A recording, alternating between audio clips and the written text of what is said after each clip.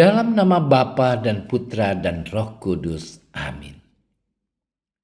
Allah Bapa yang Maha Kasih, kami bersyukur kepadamu atas penyertaan-Mu dalam hidup kami.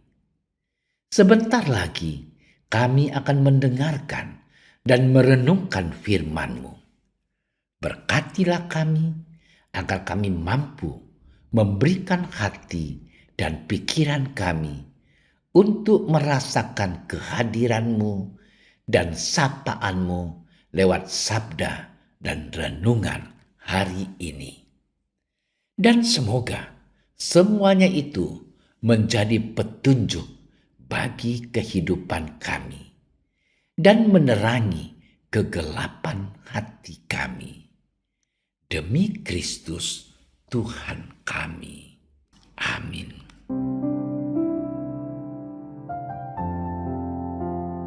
Sekali peristiwa, Yesus bersabda kepada murid-muridnya, "Berbahagialah matamu karena melihat dan telingamu karena mendengar.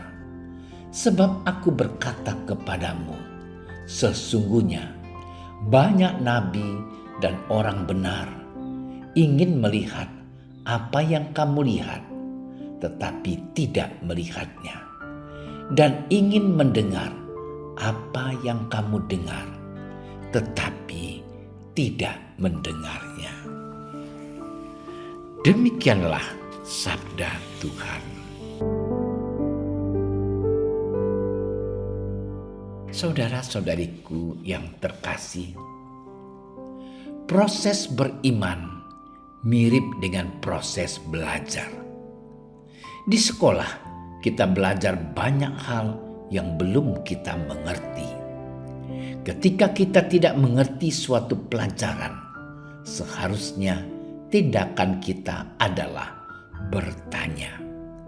Jadi, jika kita mau bertumbuh dan berkembang, maka kita akan memelihara sikap haus belajar dan berani bertanya.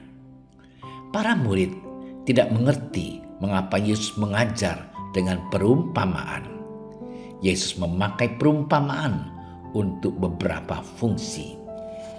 Pertama, untuk menegaskan sifat rahasia kerajaan surga. Untuk masuk kerajaan surga perlu sapaan yang datang dari pihak Allah, yang harus ditanggapi dengan iman. Jadi, inisiatif Allah mutlak diperlukan, baik untuk menyatakan rahasia kerajaan Allah maupun untuk membimbing orang agar menanggapi pewartaan kerajaan Allah itu dengan iman. Kedua, perumpamaan berakibat ganda.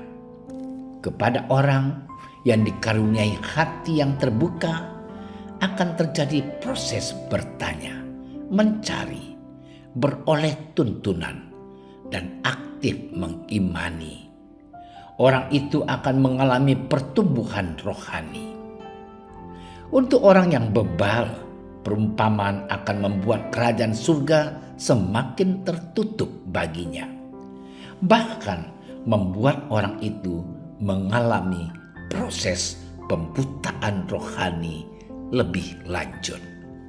Saudara-saudariku yang terkasih, dampak perumpamaan ini memisahkan pendengar ke dalam dua kelompok. Para murid langsung menyatakan ketidakmengertian mereka kepada Yesus. Ini adalah langkah iman. Akibatnya Yesus memberikan penjelasan dan menerangi hati mereka. Sementara orang banyak tidak demikian. Mereka bertahan dalam kegelapan pikiran dan hati mereka karena mereka tidak percaya. Maka arti dan makna kerajaan Allah tertutup bagi mereka. Bahkan itu menjadi pesan penghukuman bagi mereka. Akan tetapi bagi yang percaya, perumpamaan ini justru menyingkapkan arti dan makna kerajaan Allah. Saudara-saudariku yang terkasih, hari ini gereja kita memperingati peringatan wajib Santa Ana dan Santo Yoakim, orang tua Bunda Maria. Sejak abad ke-6, penghormatan kepada Santa Ana sudah sangat populer di gereja timur. Di gereja barat, penghormatan itu baru mulai pada abad ke-10. Menurut tradisi, Santa Ana lahir di Bethlehem dan menikah dengan Santo Yoakim yang berasal dari Nazaret. Keduanya adalah keturunan bangsa Daud. Hingga usia tua, pasangan itu tidak memiliki anak, meniru teladan Abraham. Yoakim lalu pergi ke padang gurun untuk berpuasa selama 40 hari. Malaikat muncul dan memberitakan bahwa mereka akan memiliki anak perempuan. Maka bagi Ana dan Yoakim, sejak dikandung Maria adalah buah dari pengharapan yang tekun dan merupakan mujizat besar dari Allah. Saudara-saudariku yang dikasihi Tuhan, sabda bahagia bagi mereka yang telah melihat dan mendengar, karena banyak nabi dan orang benar tidak bisa melihat dan mendengar apa yang dilihat dan didengar oleh orang-orang zaman Yesus. Kedua orang tua Bunda Maria itu, Santo Yoakim dan Santa Ana, adalah orang yang berbahagia karena dengan sikap kesederhanaan yang penuh harapan serta kepercayaan mereka akan kebaikan Allah. Pada akhirnya mereka sungguh-sungguh mampu mendengar suara Tuhan dan melihat mujizatnya dalam peristiwa kelahiran Santa Perawan Maria. Layaklah kalau mereka menjadi teladan sejati keluarga Kristen di zaman ini untuk percaya pada kuasa Allah dalam seluruh pergumulan hidup sehari-hari. Saudara-saudariku yang terkasih, semoga kita mampu menjadi seperti Santo Yoakim dan Santa Ana, membuka hati kita dan dengan penuh pengharapan, penuh kesederhanaan, selalu menaruh kepercayaan kepada Tuhan. Tuhan memberkati kita. Allah yang penuh kasih, pada hari peringatan Santo Yoakim dan Santa Ana ini, secara khusus kami berdoa untuk semua orang tua agar mereka terbuka bagi rahmat yang Engkau berikan bagi kehidupan keluarga yang benar di mata-Mu. Berikanlah kepada kami rahmat untuk mempersiapkan diri kami bagi peranan apapun yang Engkau tentukan bagi kami masing-masing dalam hidup ini. Tambahkanlah iman kami akan kehadiran-Mu, sebab Engkaulah Tuhan dan Penyelamat sejati, kini dan untuk selama-lamanya. Amin. Kami berdiri di hadapan-Mu, ya Roh Kudus, pada saat kami berkumpul di dalam nama-Mu, bersama-Mu sendiri yang membimbing kami, membuat diri-Mu nyaman berdiam di hati kami.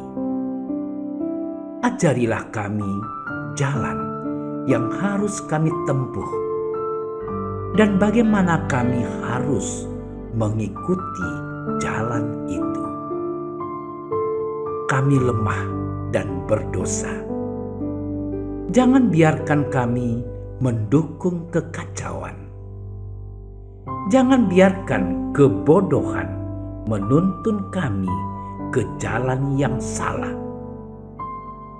Jangan pula keberpihakan mempengaruhi tindakan-tindakan kami.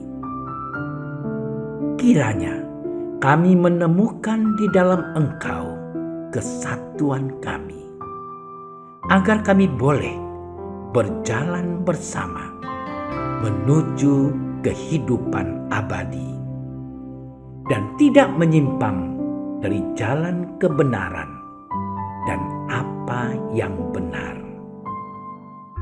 Semua ini kami mohon kepadamu yang berkarya di setiap tempat dan waktu dalam persekutuan dengan Bapa dan Putra untuk selama-lamanya. Amin. Bapa kami yang ada di surga, dimuliakanlah namamu. Datanglah kerajaan-Mu. Jadilah kehendak-Mu di atas bumi seperti di dalam surga. Berilah kami rezeki pada hari ini, dan ampunilah kesalahan kami, seperti kami pun mengampuni yang bersalah kepada kami. Dan janganlah masukkan kami ke dalam percobaan, tetapi bebaskanlah kami dari yang jahat. Amin. Salam Maria, penuh rahmat, Tuhan sertamu. Terpujilah engkau di antara wanita, dan terpujilah buah tubuhmu Yesus. Santa Maria, Bunda Allah, doakanlah kami yang berdosa ini, sekarang dan waktu kami mati. Amin. Kemuliaan kepada Bapa dan Putra dan Roh Kudus, seperti pada permulaan, sekarang, selalu, dan sepanjang segala masa. Amin. Dalam nama Bapa dan Putra dan Roh Kudus. Amin. Terima kasih sudah menyaksikan renungan hari ini. Jangan lupa like, subscribe, dan aktifkan tombol loncengnya agar Anda yang pertama mendapatkan notifikasi updatean renungan harian dari Komsos Keuskupan Padang. Dan bagikan ke sosial media agar saudara-saudara kita dapat mendengarkan dan merenungkan firman Tuhan.